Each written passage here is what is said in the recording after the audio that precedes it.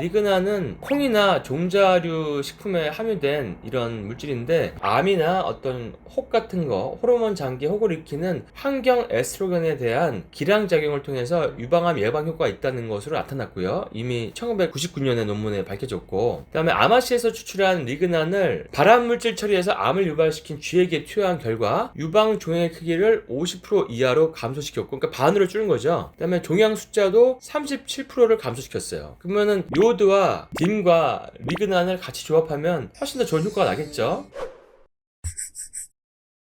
이어서 하겠습니다. 닥터진너 요오드 임상활용 꿀팁 6번째는 유방혹, 작은근종, 난소혹, 생리통 굉장히 많죠 요즘에. 그리고 남성은 전립선 비대에 해당하는 건데요. 여기에 해당하는 거는 요오드와 십자화과 채소 그리고 리그난입니다. 이 세 가지의 조합이 좋은데요. 요오드는 당연히 호르몬 장기에 항암 효과가 있기 때문에 고용량으로 드시면은 도움이 되고요. 십자화과 채소가 브로콜리, 케일, 양배추 이런 것들인데 이거 자체가 호르몬 장기가 암으로 가는 대사를 막는 역할을 하게 됩니다. 브로콜리로 따지면 하루에 1kg을 먹어야 이 항암 효과가 있거든요. 대사를 막아주는 효과가 있습니다. 안 좋은 대사로 가는 걸 막아주는 효과가 있는데 하루에 1kg의 브로콜리를 먹기가 힘들잖아요. 그래서 이거를 26배로 압축시킨 게 딤이라고 합니다. 딤. 그리고 리그난은 상당히 중요한 물질인데 리그난이 많은 게 이제 아마씨에도 많고 대마 종자에도 많고 이렇게 씨앗 종류 많은데 아마씨를 이렇게 병으로 된 거를 환자분들에게 이렇게 판매를 하고 권한 적이 있어요. 근데 병으로 하니까 금방 상해가지고 보관도 불편하고 드시는 분들도 불편하고 그래서 좀 먹기 편하게 만든 게 PTP 포장 이렇게 까서 먹는 거죠. 그걸로 들어가 있는 게 이제 그런 제품이죠. 그 리그난의 효과도 한번 제가 나중에 다룰 텐데 리그난은 콩이나 종자류 식품에 함유된 이런 물질인데 암이나 어떤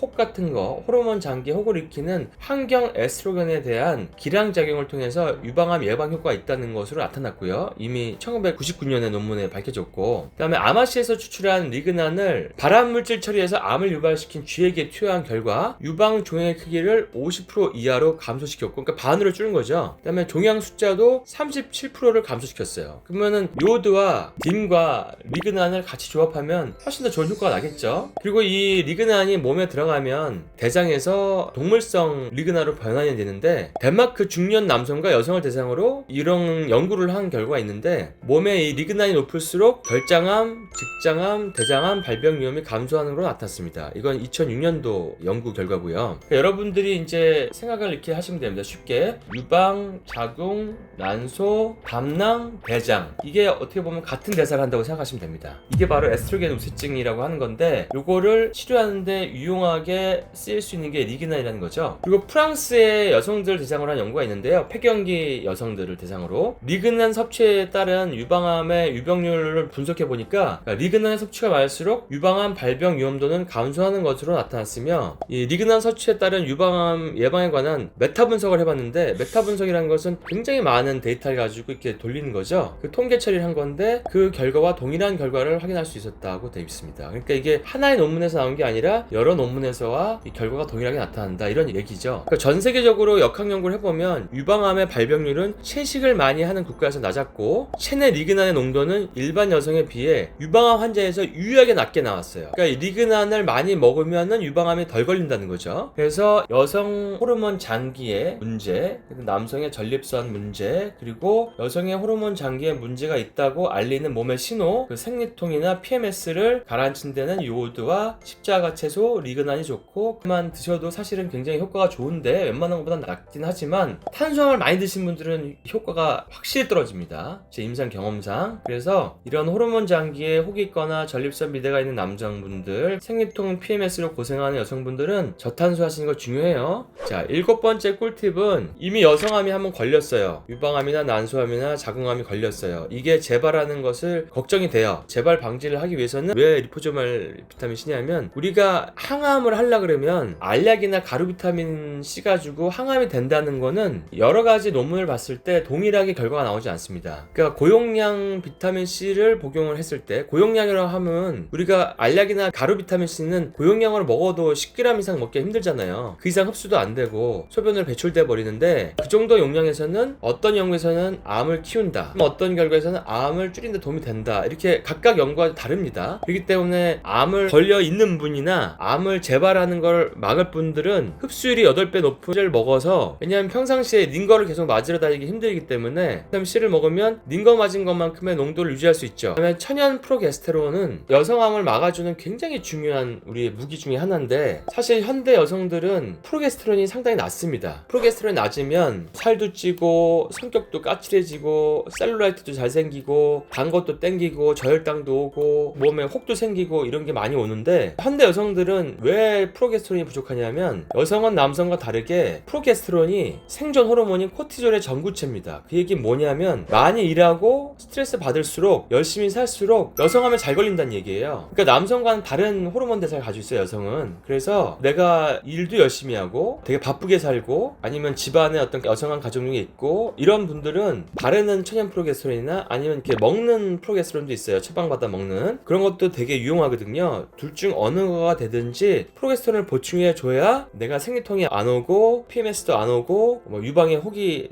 섬유손정이 늘어나거나 자궁의 근종이 늘어나거나 하는 걸 막을 수 있다는 얘기입니다. 물론 여기에는 또 하나가 더 붙죠. 탄수화물을 많이 먹는 여성들은 여성암 재발을 하는 이 프로토콜이 잘 작동하지 않습니다. 그래서 저탄수 해주신 게 중요하고요. 저탄수가 안 된 상태면은 이런 것들 먹어도 암 재발하는 그런 효과들이 확연히 떨어지는 걸 제가 임상에서 많이 볼 수 있습니다. 자, 8번째는 감기나 코로나 같은 바이러스 감염에 걸렸을 때 아니면 오류할 때, 이때는 모든 종류 균에 대한 항균 효과가 있는 요오드와 방금 얘기했던 비타민 C를 드시는 게 좋습니다. 뭐 가루 비타민 C나 알약도 좋지만 심한 그 감염이 왔을 때는 우리 몸에서 비타민 C 소비량이 굉장히 많이 늘어납니다. 그래서 우리가 코로나가 유행했던 시절에 그 아스코르라고 하는 오리지널 비타민 C 주사가 있어요. 저는 그걸 많이 사용하는데, 아스코르라고 하는 그 주사가 우리가 아는 비타민 C의 항암 논문들에 사용했던 주사가 바로 아스코르라는 주사고요. 우리가 많이 맞는 비타민 C는 사실은 그거를 복제한 카피 제품이죠. 그 아스코르라는 제품은 주문을 하면 공항으로 이제 배송이 돼서 냉동된 상태에서 바로 이렇게 배송이 오는 그런 제품이고, 단점은 가격이 좀 비싸죠. 근데 장점은 혈관통도 별로 없고 효과도 더 좋고 또 믿을 수 있고, 왜냐면 논문에 쓰이는 똑같은 비타민 C고 안 좋은 방부제가 들어있지 않은 그런 비타민 C 주사입니다. 이것도 여러분들이 추가적으로 알면 도움이 될 정보고요. 닥터 머코라라고 하는 미국의 의사 선생님이 계시는데, 이분도 요오드를 많이 활용하시고 요오드도 제품도 만드시고 하시는 선생님이신데, 심한 감염 환자, 뭐 바이러스 감염 환자가 오게 되면은 요오드를 굉장히 고용량을 투여합니다. 2시간마다 뭐 25mg, 또 2시간 지나면 25mg, 또 2시간 지나면 25mg, 이런 식으로 요오드를 꾸준하게 계속 보충을 하게 해주는 거예요. 우리가 요오드에 대한 용량에 대해서 되게 오해가 많은데, 요오드를 많이 먹는다 해서 하시모토 갑상선염 생긴 거 없습니다. 루골 솔루션의 비율로 된 요오드를 먹었을 때는 자가면역 갑상선염이나 암이 생기지 않아요. 임상을 많이 해보신 선생님들은 아마 아실 거예요. 근데 아직도 이것은 교과서에 실리지 않는 내용이기 때문에 의사들 사이에서도 이렇게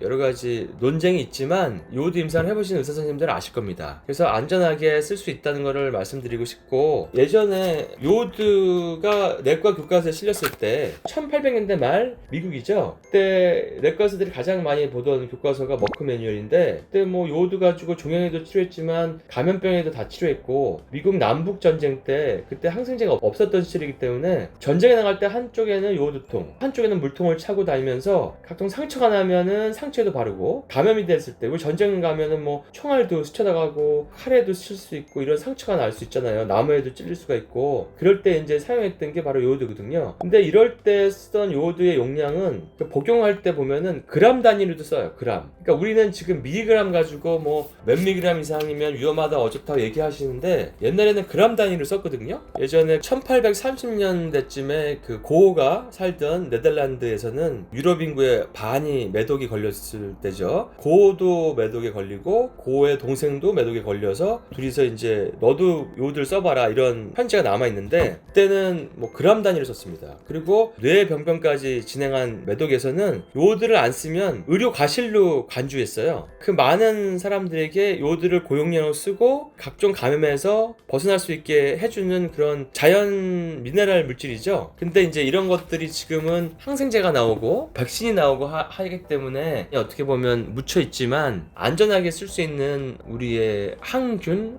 항감염 물질이라고 여러분이 생각하시면 됩니다. 9번째 꿀팁은 난임입니다. 난임. 요즘에 임신이 잘 안 돼서 내원하시는 분들이 많은데 제가 내과 의사인데 왜 난임을 치료하고 있지? 이런 생각이 들 때가 있지만 사실은 난임은 상당히 치료가 어렵지 않은 병이에요. 병이라고 하기는 그렇고 어떤 상태죠. 몸의 상태인데 사실 몸이 건강하면 임신이 잘 됩니다. 근데 이제 난임할 때는 요오드가 도움이 되죠. 왜냐하면은 체온이 낮은 여성이 너무나 많죠. 갑상선 검사로 잡히지 않는 저체온증이 상당히 많죠. 근데 검사에 나오지 않는 저체온증을 잡는 방법이 있죠. 제가 프리 T3와 리버스 T3 비율을 계산해서 T3 호르몬 가지고 치료하는 그 테트로닌 가지고 치료하는 거를 제가 영상 올린 적도 있는데 이것도 한번 다시 다루겠지만 사실은 우리 몸에서 아무리 갑상선 호르몬이 나와도 이게 전구체 호르몬이기 때문에 활성이 돼야지 몸에서 체온을 올릴 수가 있는데 세포에 도달할 수 있죠. 근데 우리가 하는 갑상선 검사는 그러니까 출발하는 호르몬을 보는 거죠. 그러니까 출발을 하는 게 중요한 게 아니라 세포에 도착하는 게 중요한 거거든요. 우리가 쿠팡에서 주문을 해도 주문을 10개 넣으면 10개가 다 와야지 되죠. 근데 10개를 주문했는데 5개밖에 안 와. 4개밖에 안 와. 이런 분들 너무나 많아요, 검색해보면. 근데 그런 분들이 임신이 안 된다 그래서 시험관을 막 연속으로 해서 여러 번 하다가 완전히 그로기가 돼서 내원을 하시거든요. 그런 분들은 체온만 약간 올려줘도 임신이 잘 될 수 있죠. 닭이 계란을 품을 때 이 계란이 부화를 하려면 3주 동안에 엄마 닭이 품고 있잖아요. 그게 온도를 맞춰주기 위한 거거든요. 그러니까 여러분들이 몸의 온도가 따뜻해지면 임신이 잘 된다는 것을 항상 기억해 두세요. 그리고 몸이 따뜻해야 땀도 나고 해독도 되고 소변도 나오고 할 거 아니에요. 대사가 진행이 되니까. 대사가 느리면 몸의 해독 기능이 떨어지기 때문에 이 자연의 원리는 우수한 유전자를 후대에 남기는 게 자연의 원리이기 때문에 몸에 독소가 많은 상태의 어머니의 몸에서 임신을 하는 것보다는 이 독소가 너무 많으면 임신을 안 하게 만들어요, 우리 몸이. 그러니까 여러분들이 임신을 하시려고 하는 분들이면 임신하기 전부터 요오드를 먹고 비타민 B군도 먹고 단백질도 먹고 뭐 오메가3도 먹고 이런 식으로 해서 몸을 갖다가 해독을 잘 시켜야 됩니다. 해독을 시켜야 건강한 아이가 나오고 아토피나 뭐 자폐증이나 ADHD나 이런 것이 없는 아이, 건강한 아이가 나올 수 있어요. 그러니까 굉장히 중요한데 우리가 산전 해독하게 되면은 철분이랑 엽산만 먹죠. 근데 그것도 굉장히 편협한 우리가 생각이고 좀 더 이렇게 확장돼서 생각해 보면은 피곤하지도 않아야 되고 체온도 정상이어야 되고 몸에 독소도 빠져야 되고 몸의 세포들끼리 교류도 잘해야 되고 이게 다 당연한 거거든요. 그래서 이제 난임 있는 분들은 이게 요오드가 중요하고 또 한 가지 요오드와 같이 아주 궁합이 잘 맞는 게 활성형 엽산입니다. 그냥 일반 엽산 말고 활성형 엽산이 되게 중요해요. 왜냐하면 이것도 정말 많은 에피데믹이죠. 유행병인데 우리나라 사람들의 과하게 말하면 한 반이 엽산 유전자 변이가 있거든요. MTHFR 유전자 변이가 있는데 MTHFR 유전자 변이가 있는 사람들은 일반 엽산을 먹으면은 임신이 잘 안 됩니다. 자꾸 유산을 하게 돼요. 이런 연구들이 있어요. MTHFR 유전자 변이가 있는 22명의 여성들에게 이런 활성형 엽산을 복용시켰더니 두세 달 만에 100%가 임신에 성공했습니다. 이때 쓴 활성형 엽산의 용량은 800 마이크로그램이죠. 그리고 또 한 가지 논문을 또 보면은 3년에서 5년간 불임인 커플 30명을 대상으로 검사해보니까 한 명이나 아니면 그 2명 다 MTHFR 엽산 유전자 변이가 있다. 그런 커플한테 활성형 엽산을 복용시키니까 30명 중에 27커플이 임신에 성공을 했습니다. 상당히 놀라운 결과죠. 단지 엽산을 활성형으로 바꿨다는 그 사실 하나만으로도 임신 성공률이 이렇게 늘어나는 거예요. 근데 이게 굉장히 중요한 게 류마티스 같은 거 있는 분들이 MTX 같은 항류마티스 제제 같은 그런 약을 복용할 때 폴산정 이런 엽산 제제를 처방받아서 오시는데 용량이 굉장히 고함량인 엽산인데 걔는 활성형이 아니거든요. 근데 자가 면역이 있는 분들이 생각을 해보면 엽산 유전자 변이가 많을까요? 아니면 엽산 유전자 변이가 없는 분이 많을까요? 저는 압도적으로 엽산 유전자 변이가 있는 분들이 많다고 유추가 되고 생각을 하거든요. 근데 이제 현재는 아직까지는 치료가 활성형 엽산으로 치료하는 게 아니라 그냥 일반 엽산으로 치료하는 거죠. 그러니까 뭐랄까 딱 타겟팅이 잘 안 됐다고 해야 되나? 그런 느낌입니다. 그러니까 엽산이 한 역할이 상당히 많은데 엽산이 부족하면은 엽산이 이제 DNA, RNA를 합성하니까 불임이나 임신 중독증, 습관성 유산, 태아의 뇌척수 기형 이런 것들을 익힐 수 있기 때문에 엽산이 중요하거든요. 근데 이게 엽산 유전자 변이가 있는 사람이 반이기 때문에 우리 무조건 활성의 엽산을 써야 되는 거죠. 그리고 이제 이런 활성의 엽산 자체가 엽산이 글루타치온 합성에 중요해서 해독에도 중요하고, 그럼 해독이 돼야지 건강한 태아가 나올 거 아니에요. 그다음에 우리가 도파민이나 세로토닌 같은 신경 전달 물질이 되게 중요하거든요. 우울하거나 불면증이 오거나 뭐 짜증이 나거나 불안하거나 이런 분들은 활성의 엽산을 드시는 게 중요합니다. 근데 이런 분들이 MTHFR 유전자 변이가 많거든요. 그렇기 때문에 일반 엽산이 들어간 영양제를 먹으면 효과가 없는 거죠. 오히려 더 나빠질 수도 있습니다. 그 다음에 엽산 하면은 고호모시스테인 혈증을 치료하는 데 중요하다고 이제 널리 알려져 있는데, 그러니까 우리가 아무리 혈압도 없고 당뇨도 없고 뭐 고지혈증이 없다고 해도 호모시스테인이 높아버리면 우리가 심혈관 질환이 오고 치매도 올 수 있거든요. 그렇기 때문에 활성의 엽산을 써서 호모시스테인을 낮춰주는 게 굉장히 중요합니다. 그게 고지혈증이 악화돼서 심혈관 질환을 거나 인지 기능에 문제가 오거나 노인성 치매가 오거나 이런 것들을 막아주는데 중요하기 때문입니다. 그 다음에는 여성 호르몬 대사에 문제가 생겨서 에스트로겐 우세증이 오고 뭐 생리전 증후군이 와서 혹도 생기고 암도 생기고 생활에 불편한 심한 생리통, PMS가 오는 것을 막아주는 게 이 엽산이 또 한 역할이고요. 근데 이왕이면 일반 엽산 쓴 것보다는 활성형 엽산을 쓰는 게 더 당연히 나은 거죠, 상식적으로도. 그러니까 이제 이런 활성형 엽산은 정말 우리 몸에서 중요한 그 메틸레이션 대사에 작용하는 거기 때문에 여러분들이 난임이 있다 그러면은 요오드와 활성의 엽산 잘 기억해 두세요. 그 다음에 10번째는 기억력 향상입니다. 특히 이제 태아의 기억력 향상, 소아의 기억력 향상인 부분인데요. 요오드가 충분한 엄마와 요오드가 완전히 결핍인 그 엄마에서 태어난 아이의 IQ 차이가 15가 차이 납니다. 15. 그러니까 임신하기 전부터는 우리 아이의 IQ를 위해서는 요오드를 미리미리 복용하는 게 중요하죠. 나고 나서 뭐 중고등학교 돼가지고 비싼 학원비를 낼 바에는 그 요오드 얼마 안 하는 거를 미리 먹고 똑똑한 아이를 출산하는 게 더 현명한 방법이라고 생각할 수 있는 거죠. 그리고 이걸 후천적으로 연구를 해봤는데 요오드 결핍이 있는 어머니한테 태어난 아이에게 요오드를 복용시키니까 15까지는 안 올라가고 한 9까지 올라간다고 돼 있더라고요. 그러니까 미리 먹는 게 더 중요하다는 얘기죠. 2011년, 12년쯤에 국제적으로 내셔널 헬스 메저 서베이의 통계를 보면 전체 산모의 한 18%가 권장량의 반도 안 되는 요오드 수치를 보였고, 전 세계적으로는 3분의 2 정도의 산모가 요오드 결핍으로 추정된다고 WHO에서 발표한 적이 있는데요. 근데 문제는 여기서 얘기하는 요오드 결핍의 기준은 갑상선에 포화가 되는 요오드 수치입니다. 근데 요오드가 옛날에는 갑상선에만 쓰일 줄 알고 우리가 요오드의 어떤 하루의 용량을 뭐 150 마이크로그램 뭐 이런 식으로 정했는데, 실제로는 갑상선에 쓰이는 요오드는 3% 미만이고요. 나머지 전체 몸에서 97%를 쓰게 돼 있습니다. 그러니까 실제로는 전 세계 3분의 2의 요오드 결핍이 아니라 뭐 5분의 4 아니면 뭐 10분의 9 엄청나게 더 많은 수치가 전신 요오드 결핍으로 추정이 될 수 있는 거죠. 요오드를 보충하는 거는 우리 전 인류적인 건강과 건강한 태아와 건강한 임신과 태아의 IQ, 기억력이 상당히 중요한 겁니다. 호주의 그 타스메니아 대학 연구팀이 250명의 산모를 검사한 적이 있는데 거기서도 요오드 섭취량을 50% 이상 올려야 한다고 결과가 나온 적이 있어요. 근데 여기서도 기준이 되는 요오드는 단지 우리 몸의 3%밖에 쓰지 않는 갑상선에만 포화가 되는 요오드 용량을 기준으로 한 겁니다. 우리가 갑상선 검사를 하게 되면 여러분들이 그 검사 결과 뒤에서 TSH라고 하는 수치를 볼 수 있는데, 이게 타이로이드 스티뮬레이팅 호르몬이라고 하는 약자거든요. 근데 이게 사실은 장명을 잘못한 겁니다. 아직까지도 요오드에 대한 용량에 대한 기준을 갑상선 저하를 막을, 고이터가 오지 않을 아주 최소 용량을 가지고 얘기하는 건데, 전신 요오드 용량을 가지고 따지면 산모에서 부족한 요오드의 섭취량은 엄청나게 늘어난다고 볼 수 있는 거죠. 어떻게 보면 뭐 일본이나 우리나라처럼 그래도 요오드를 좀 많이 먹는 나라가 IQ가 높다고 보고가 되는 것이 우리 식단에도 미역국도 있고 뭐 다시마도 있고 이런 해조류가 좀 있어서 그런 게 아닌가 이런 생각이 들고요. 여러분들이 태아의 기억력을 좋게 하려면은 요오드가 중요하고요. 여기에 한 가지 더 플러스 되는 거는 우리 오메가3에 있는 DHA죠. DHA는 지방세포의 이중결합 구조를 보호해서 뇌와 망막과 유방의 세포막을 보호하는 요오드가 이런 기능을 가지고 있는데, DHA는 이제 뇌를 구성하고 있는 필수 지방 중에 하나죠. 근데 그 DHA DH를 가지고도 IQ가 올라갑니다.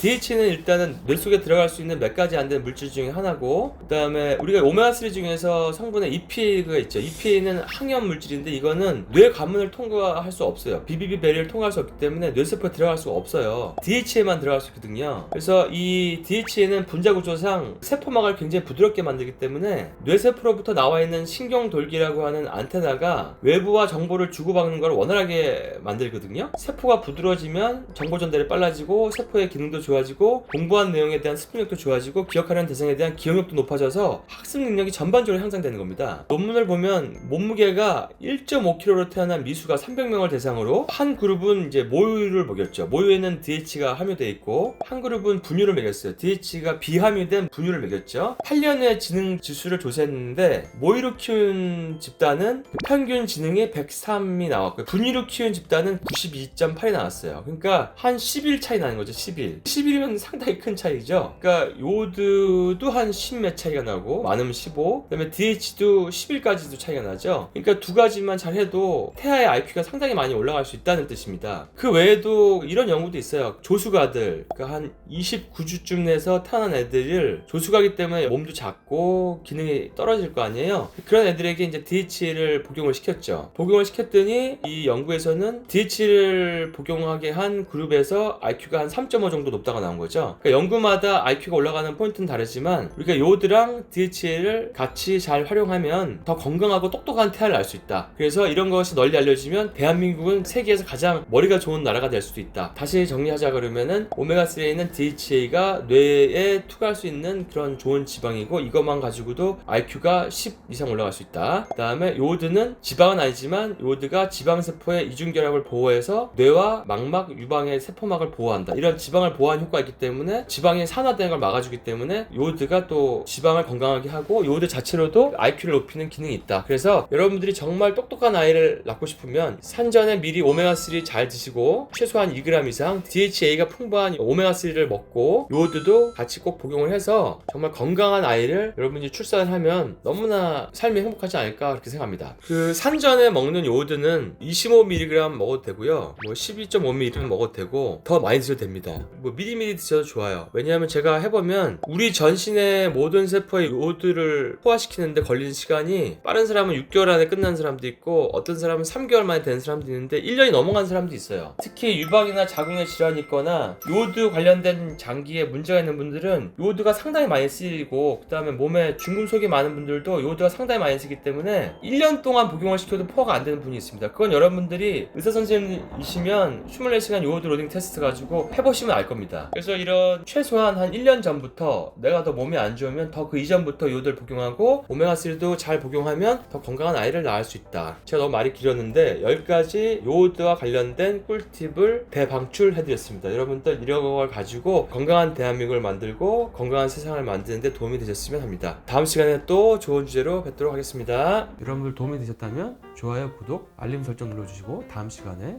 또 좋은 주제로 찾아뵙도록 하겠습니다.